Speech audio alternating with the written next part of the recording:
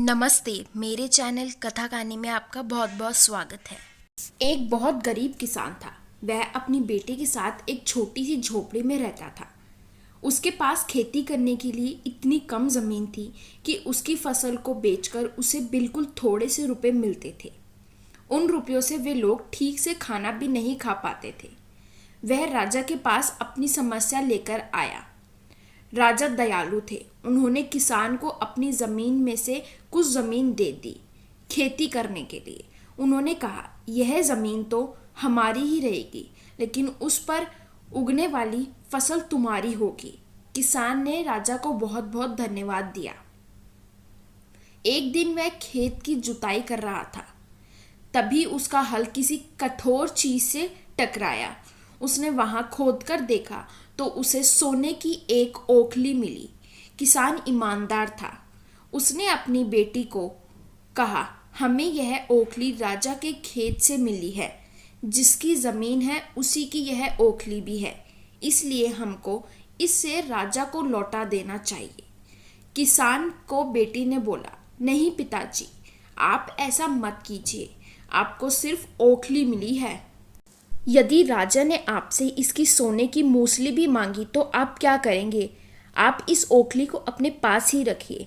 लेकिन किसान को यह बात ठीक नहीं लगी। वह बोला, जो चीज़ हमें मिली ही नहीं है वह मांगने का राजा को कोई अधिकार नहीं है। वह राजा के पास ओखली लेकर पहुंचा। लेकिन दरबार में ठीक वैसा ही हुआ जैसा कि किसान की बेटी ने सोचा था। राजा ने सोचा कि किसान ने लालच में मूसल अपने पास ही रख लिया है। किसान बेचारा सोने की मूसल कहाँ से लाकर देता। नतीजा यह हुआ कि किसान को जेल में डाल दिया गया। जेल में ना उसे ढंग से खाना मिलता था ना पानी। किसान को ऐसी गलती की सज़ा दी गई जो उसने की ही नहीं थी।